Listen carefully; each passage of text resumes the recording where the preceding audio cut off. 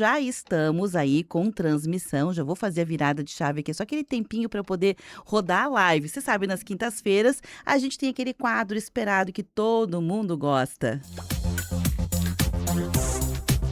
Não pira! Versão para o rádio. Comportamento, educação financeira, dicas de bem viver e estilo de vida. Com a consultora, psicanalista e palestrante Márcia Tolotti.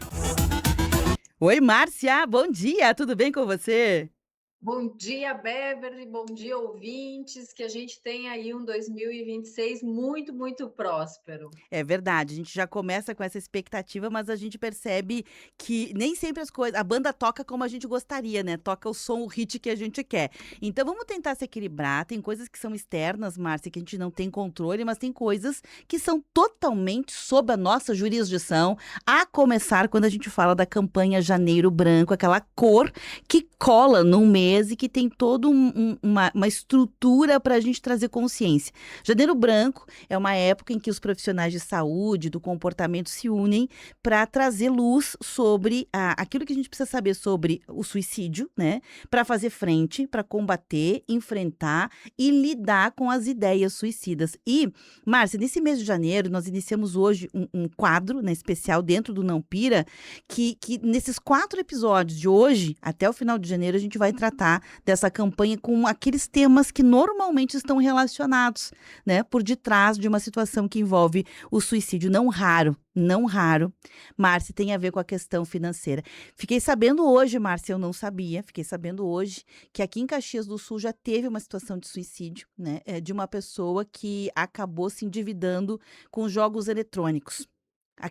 As bets do ano passado que a gente falava, essa pessoa ficou tão endividada, jovem, e acabou, já temos um registro de suicídio em Caxias do Sul relacionado a isso. Então, esse vai ser o tema de hoje. Desequilíbrio, desordem financeira.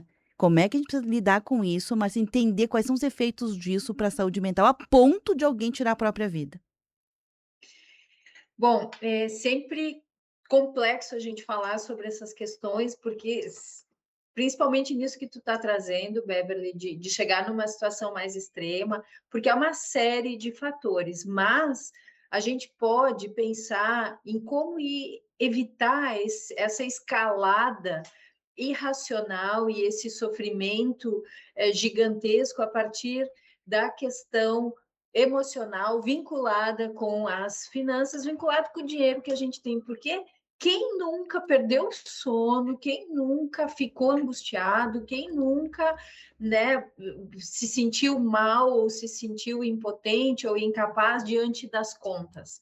A maioria passa por isso, já passou, vai passar, e a gente precisa aí tentar manter um equilíbrio, porque muitos, inúmeros estudos vão mostrando o quanto a gente está preocupado com grana, com dinheiro, ter pouco dinheiro, ter medo. Muitas vezes não é nem não ter o dinheiro, mas é ter o medo de ficar sem o dinheiro, o quanto isso vai acarretando sintomas de depressão, de estresse, de ansiedade, chegando muitas vezes aí até nessa questão mais complexa, né? Então, que esse janeiro branco, que o branco represente aí para nós essa metáfora de paz e de a gente conseguir se organizar, né? Então, só para começar um ponto assim, quando a gente está muito estressado com dinheiro, o mínimo que acontece é uma liberação de cortisol, né, no nosso cérebro e no nosso corpo, ou seja, a gente fica sempre meio num estado de alerta. Então, isso vai desencadear sono não dormido, quer dizer, falta de sono, privação de sono, discussão familiar, angústia, ansiedade, essa incapacidade de lidar com as situações. Então, vamos começar a pensar nisso. Qual é o primeiro passo para a gente começar a lidar com essa questão e manter um equilíbrio mental diante disso? Então, estou endividado, ou minhas contas estão ali, não consigo sobrar nada. Tiro da cabeça, Beverly. A primeira coisa, boto no papel. Porque enquanto eu estou com isso só pensando, primeiro eu penso o dia inteiro, é um peso e eu não consigo nem olhar direito para a situação. Então, o papel, a escrita é mágica. Então, põe lá no papel, por mais que doa, porque de alguma forma eu aliviei a minha mente. Então, acho que esse é um primeiro passo para a gente manter o equilíbrio diante do desequilíbrio com dinheiro. Márcia, janeiro casa muito bem com essa questão das dívidas, das contas, da preocupação que você acabou de mencionar. Quem nunca, né? Quem nunca e quem nunca ainda mais em janeiro, porque janeiro é aquele mês, Márcia, em que a gente termina as festas, os presentes. Para algumas pessoas, é o meu caso, por exemplo, eu já tirei férias. Então, tu volta, soma tudo isso, volta às férias. Soma tudo isso à volta das férias, tem o ingresso, a retomada da vida estudantil. Se você tem filhos na família, se você é o estudante, você tem ali toda uma preocupação não só com as renovações, aumento de preços, mas você também tem ali as compras de materiais e etc. Tem todos os impostos que a gente quer aproveitar, IPVA, IPTU e não sei mais o quê. Somado a isso, na virada do mês não raro, também é a época, a temporada aberta do aumento de preços. É o teu plano de saúde, que é reajustar. Tudo aumenta, Márcia, tudo Tudo. aumenta. E aí, não raro, as pessoas, elas, a palavra é essa, se desesperam. Então, Uhum. você já deu uma primeira dica, bota no papel, traz para a materialidade. Mas além de racionalizar, é difícil lidar com o desespero. Então, eu queria te perguntar um Uhum. pouquinho sobre isso. Janeiro branco, finanças e o desespero. Tudo. A gente está falando sobre dinheiro, mas tem tudo a ver com qualquer situação da nossa vida, porque também é um momento em que a gente pensa, poxa, queria emagrecer, no ano passado não emagreci, queria mudar meu relacionamento amoroso, não consegui, queria estar num outro trabalho, não consegui. Então, é um momento também que, se a gente consegue renovar a esperança, por outro lado, é um saldo negativo que muitas vezes a gente carrega. E o segredo, seja com dinheiro, seja com qualquer outra área da vida, é a gente fazer essa regulação emocional. Então, eu preciso, e aí já vai uma outra dica, de ilhas de descanso mental. Ilhas de descanso mental. O que, que é isso? Eu preciso ter refúgios para. Não é negar a minha realidade, mas é abrir um parêntese, é ter um intervalo aí da minha realidade para conseguir continuar lutando, batalhando e buscando o que todo mundo quer, que é a prosperidade. Tenho estudado muito sobre isso, Beverly, sobre a prosperidade, e ela começa basicamente no nosso pensamento, né? Então, eu preciso acreditar que eu vou conseguir, apesar da minha condição agora. Tá, mas eu estou desesperado, o que que eu faço? Então, vamos lá. Quais são as ilhas de descanso mental? Eu vou orar, rezar, eu vou ter a minha espiritualidade ali garantida, eu vou caminhar, eu vou ter contato com a natureza, eu vou botar meu pé na grama, eu vou meditar, eu preciso construir isso. Eu entendo com certeza absoluta, até porque já passei por essas situações também, de ser difícil, no meio do desespero, a gente pensar em abrir um intervalo e esperar, mas é uma decisão consciente. Então, primeiro eu decido, eu não vou sofrer o tempo inteiro. Eu preciso ter esses espaços onde eu vou me refrescar mentalmente. Eu vou dançar, não tenho dinheiro para nada. Vai caminhar, é verão, você consegue, dança em casa, extrapola dentro de um contexto que é uma pequena ilha. Depois eu volto para a minha realidade. Tá? Uma terceira dica, Beverly, é a gente separar o meu valor pessoal do meu saldo bancário. Ai, estou endividado, não dou conta, não tenho dinheiro. Não, não, não, não. Isso é a tua conta bancária. Quem tu é? Quais são os teus valores? Quem qual é a importância que tu tem na tua vida?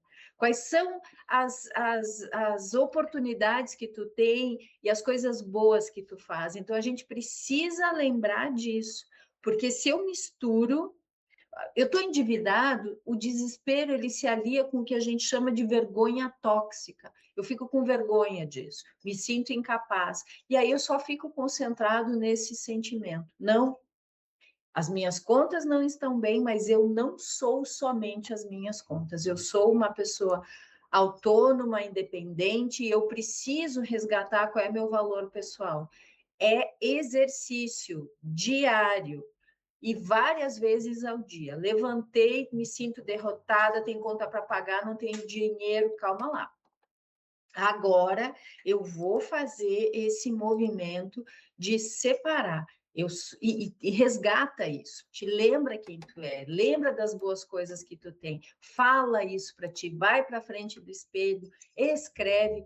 A gente precisa se resgatar primeiro, porque sem essa força interior, a gente não vai conseguir resolver nenhum problema de nenhuma ordem, muito menos financeira.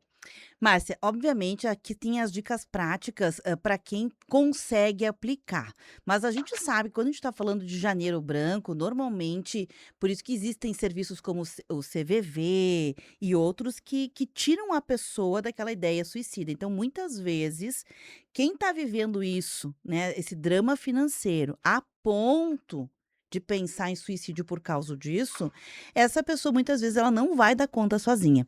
Então, Não, se a gente que está próximo a alguém que começa a desenvolver ideia suicida, a gente começa a perceber que essa pessoa está nesse lugar aí que a gente acabou de falar, de desespero, de totalmente desequilíbrio. Como a gente pode ajudar, Márcia? Ajudar esta pessoa? eu acho que tu já trouxe aí a solução, né? Se a pessoa está, se o foco é falta de dinheiro e a pessoa está num processo que ela não consegue, ela não está conseguindo sair, não adianta dizer vá buscar um apoio psicológico, ela não tem dinheiro. Então, vamos buscar esses serviços, sim, gratuitos, que funcionam e muito. Então, não dá para deixar, eu estou vendo alguém, não é comigo necessariamente, eu estou vendo alguém. Não dá para deixar e não dá para dizer que a pessoa precisa reagir, precisa ter força de vontade. Às vezes a pessoa não consegue. Então, pega pela mão e sim, leva para um atendimento, leva para essa possibilidade da pessoa ser acolhida por alguém que consiga aí trabalhar com ela, porque sozinha muitas vezes a gente não vai conseguir. Então a gente está falando de duas situações. Uma em que já, né, porque tem o impacto dessa notícia, e sim, as pessoas se suicidam, infelizmente, e problema. Tem um dado também, Beverly, importante, que o problema financeiro na família e crianças e adolescentes que acompanham muitos problemas financeiros, eles começam desde cedo a ter um problema de autoestima menor, uma busca de automutilação, ou seja, muitas vezes essas crianças, esses adolescentes vão se machucar como uma forma de poder lidar com a situação, e em casos extremos aí chega na questão do suicídio. Então, para os pais, vamos lá.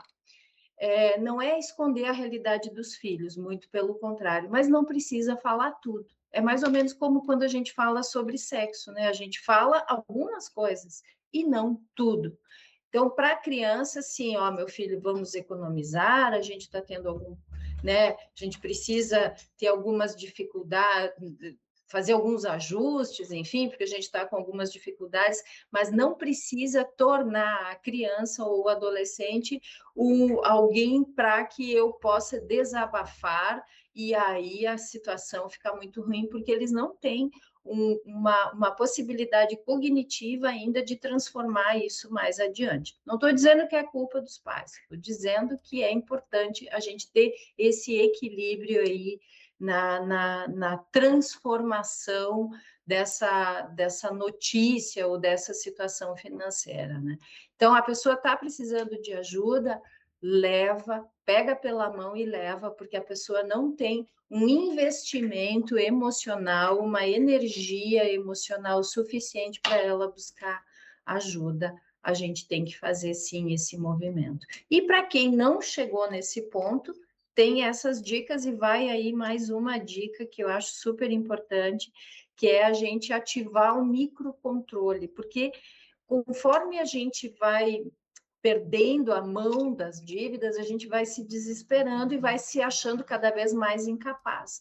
Então, eu preciso fazer algumas pequenas coisas e dar valor para isso como uma possibilidade de perceber que eu posso estar no controle. É um processo, pode ser que demore para eu controlar tudo, mas eu vou andando. Por exemplo, vou negociar com alguém que eu estou devendo. Essa sensação, eu começo a mandar para o meu cérebro uma notícia de que eu estou no controle, uma notícia de sucesso. Meu cérebro precisa sair da ideia, da crença, da verdade de que eu só sou fracasso. Então, eu negocio com um credor, eu guardo R$ 1 por dia, eu conserto uma maçaneta que está quebrada, eu troco uma lâmpada da minha casa, eu não como um doce que eu me propus a não comer, então eu vou fazendo pequenas ações durante o dia e mandando para o meu cérebro essa ideia.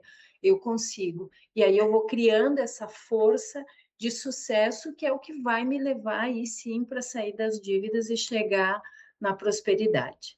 Márcia, para fechar, né, você deu várias dicas práticas, eu só quero retomar essa questão, assim, da pessoa que entrou porque normalmente quando a pessoa chega na situação de pensar em suicídio por causa do desequilíbrio financeiro, é porque ela vem numa desordem, né, o trem já descarrilou faz um tempo, e não é uma coisa isolada, né, é uma soma de coisas que vão acontecendo. Eu acabei de mencionar, né, que Caxias do Sul já teve, nesse início do ano aqui, um suicídio envolvendo uma pessoa por causa de dívidas de conta.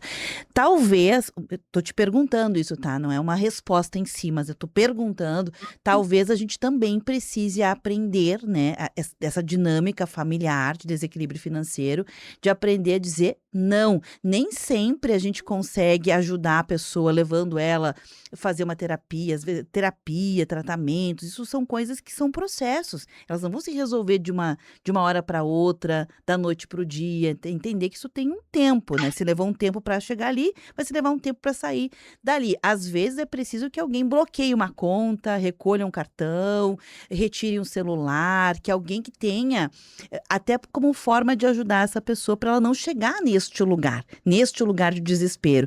Então, tô te perguntando, como é que a gente lida com momentos assim que são momentos para as famílias nevrálgicos? Como é que você diz para quem sabe alguém que não é uma criança, alguém que já é um adolescente, uma pessoa adulta, que ela, não dá mais. Até aqui foi, daqui não. Alguém tem que tomar essa atitude, né, Márcia? É delicado, Beverly, porque a gente sempre parte, essa questão de suicídio, ela é muito complexa e, de fato, muito delicada. Como tu falou, às vezes é um gatilho que vai levar para essa questão, porque essa estrutura de personalidade da pessoa já vem fragilizada há muito tempo. E quando chega nesse ponto, é uma espécie de uma desistência, né, e de um desespero extremo que a pessoa vai ver como única saída, né? Porém, pela complexidade, a gente tem que ter também uma questão de entender que quem está do outro lado também tem limite de ação sobre isso, tá? Então, eu vou fazer tudo o que eu posso, mas uma pessoa, infelizmente, em muitas situações, quando toma essa decisão, muitas vezes ela não abre mão dessa decisão, independente do que quem está ao redor faça, inclusive profissionais, né? Porque muita gente que é encaminhado para psiquiatra, para psicólogo, para psicanalista, enfim, nessa situação, muitas vezes acaba, assim, indo para o ato em si do suicídio, mesmo com tratamento. Então, a gente tem que entender primeiro, vamos fazer tudo que dá, mas há um limite mesmo do outro, porque a pessoa está fixada naquela ideia. Agora, o que, que eu posso fazer? Vou tomar sinais de alerta, vou fazer tudo que eu posso. Vou tomar todas. Eu estou vendo alguém que está entrando nessa situação. Vou dizer não, vou tentar intervir. Agora, com um adulto, como é que tu tira o celular? A menos que tu entre com uma interdição, né? Ou com uma internação, muitas vezes isso é importante, né? Eu estou vendo que a coisa não vai dá certo, e a pessoa sempre dá sinais. É muito difícil alguém que vai cometer um suicídio que não dê algum aviso, que não dê algum sinal. Muitas vezes, pela angústia de quem está do outro lado ouvindo, a gente não consegue captar isso não vem para a consciência, pelo medo também de quem está do outro lado escutando isso. Porém, fique alerta, a pessoa dá algum sinal e às vezes sim, às vezes uma internação compulsória, mas sabendo que sempre tem uma limitação para que quem está ao redor também não carregue, caso infelizmente essa situação aconteça, não carregue culpa, porque muitas vezes quem está do lado diz como é que eu não vi, e é uma ferida para quem está do lado. Eu já acompanhei muitas pessoas que tiveram familiares, enfim, que acabaram se suicidando, e é uma ferida que nunca fecha. A gente consegue aí, né, ir amenizando, porque as pessoas se culpam, as pessoas acham que deveriam ter feito, que poderiam. Infelizmente, nós somos seres adultos com livre-arbítrio e, infelizmente, as pessoas vão acabar tomando essas decisões e levando a cabo, muitas vezes, esses planos. Portanto, faça o que é possível, leva pela mão até onde dá. A gente tem o que a gente chama na psicanálise de rochedo de castração, ou seja, chega um momento que há um rochedo e dali a gente não consegue passar, mas com a consciência limpa, tranquila de que tentou tudo. Então, acho que esse é o ponto aí importante. Vale mencionar, né, Janeiro Branco é o mês que a gente trata sobre a questão da importância da saúde mental. Saúde mental talvez seja a nova epidemia, né, moderna. A gente já falou em várias outras epidemias, talvez seja a nova epidemia moderna. E eu acabei linkando com a questão aqui do suicídio, que tem a ver com o Setembro Amarelo, Márcia, porque já aconteceu. E vale mencionar que tinha um dado que era utilizado, Márcia, de que a cada uma pessoa que se suicida, esse suicídio impactava até 5 pessoas. Os dados atualizados, mais recentes, mostram que essa repercussão ela é subestimada. Hoje, o dado, né, que a gente tem como o mais atualizado é de que um suicídio ele pode afetar, em média, 135 pessoas. Uau! Loucura, né? É. Porque uma pessoa impacta a outra e é uma cadeia, né? É um impacto exponencial, assim, né? Nunca é só no um, né? Por isso que tem, enfim, é um tema muito controverso, é um tema que tem posições diferentes, tem formas de olhar diferente, mas como de fato isso vem crescendo, né? Principalmente entre adolescentes, que é uma autoagressão, né? Ou a heteroagressão, ou seja, a agressão ao outro também, porque muitas vezes tem lá um fundo de pensamento que também estou culpando o outro. Eu acho que a gente está começando um ano que, tecnicamente, a gente pode renovar as esperanças e buscar as coisas boas, e a gente viu aí, né, as notícias, assim, gente, que loucura, né, as pessoas na praia, de boa, e se esfaqueando, se batendo, quer dizer, calma, né, a saúde mental tá muito comprometida. Eu acho que a gente tem que olhar para o simples, para o branco, Uhum. para o tranquilo, né? O que que hoje eu posso fazer? E esse é um desafio para todo mundo que está nos ouvindo aqui, quem vai nos ouvir, Beverly. O que eu posso fazer hoje de bom e de pequeno? Eu quero trocar meu carro. Sim, mas não, tu vai conseguir hoje? Não. Tu pode tomar um suco que tu gosta, tu pode fazer um elogio para alguém que te ajuda, que é legal, tu pode agradecer coisas boas que aconteceram, conseguiu tomar café da manhã, conseguiu almoçar, conseguiu acordar.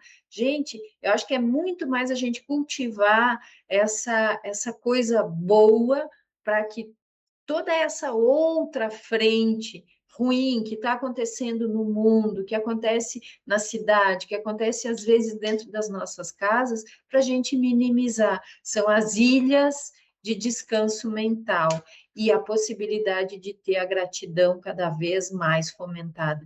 Isso é janeiro branco, isso é saúde mental, é a gente poder acreditar que pode ser melhor, combater o que é ruim, mas ter mais tranquilidade de vida e dar valor. Hoje tem sol, o dia tá bom, é o simples.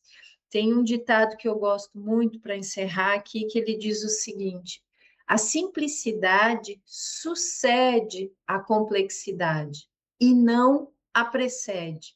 Ou seja, o simples é depois do complexo. A gente é mais elegante, mais sofisticado quando a gente dá valor para o simples. Esse é o meu recado para hoje. Márcia, eu sei que tu já tá encerrando, mas eu não posso me furtar, porque o ano tá começando, é o primeiro, né, da série que a gente Fala, vai iniciar aqui nesse janeiro branco.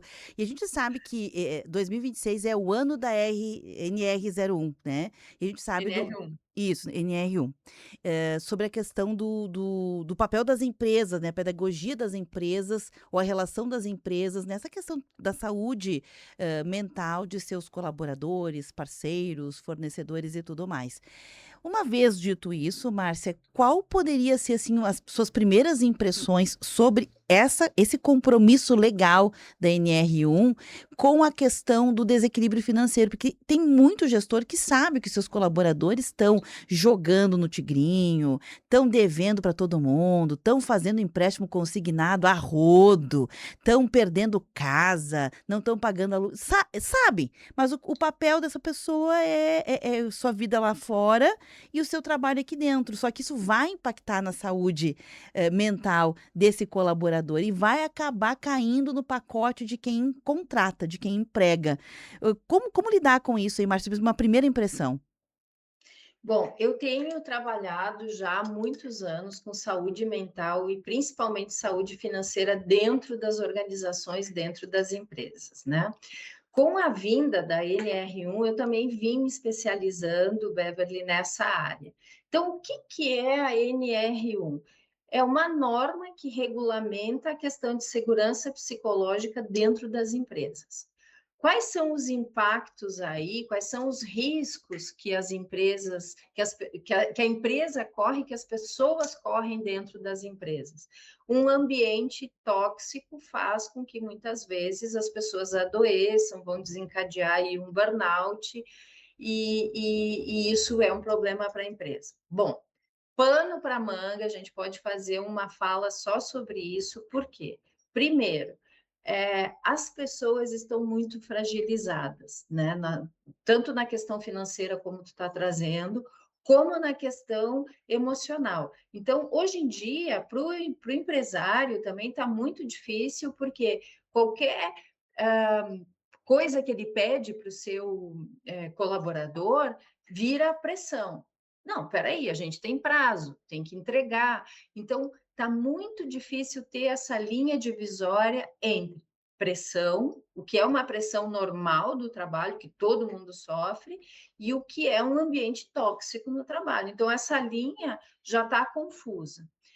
Acho que os empresários, eles têm um desafio gigante e a gente tem aí várias ferramentas, várias possibilidades de entrar na empresa e ajudar. Ou seja, eu vou capacitar esse meu colaborador para entender um pouco melhor. Isso eu já faço na Tramontina, na Brinox, na Queco, empresas em São Paulo, no Sicredi, enfim, várias empresas que eu atendo aí, levando a Yang, levando para dentro das empresas essa possibilidade de capacitar as pessoas a lidarem com o seu dinheiro, a separarem as emoções do dinheiro.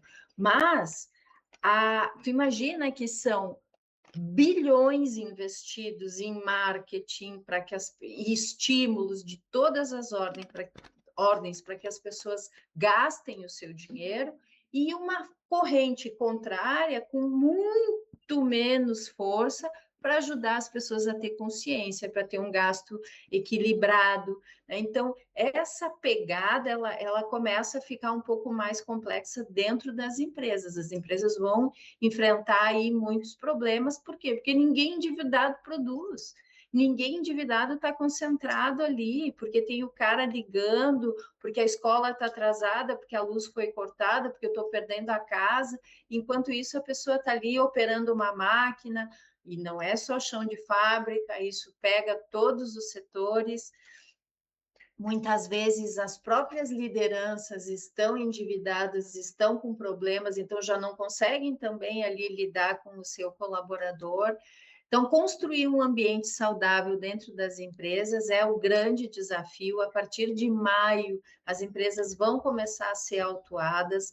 Aqui em Caxias, em região, já começou a ter muito processo trabalhista vinculado a burnout, e aí as empresas têm que estar preparadas, têm que levar a saúde mental, não é mais se eu quero ou não, e como eu vinculo saúde mental com finanças pessoais, a gente tem que estar lidando com essas duas coisas, e tem vários programas, desde eu fazer uma palestra, fazer mentoria com liderança, fazer cursos, enfim, livros, jogos, aplicativos, a gente tem aí várias soluções para que as pessoas possam ficar melhor dentro dos seus ambientes de trabalho.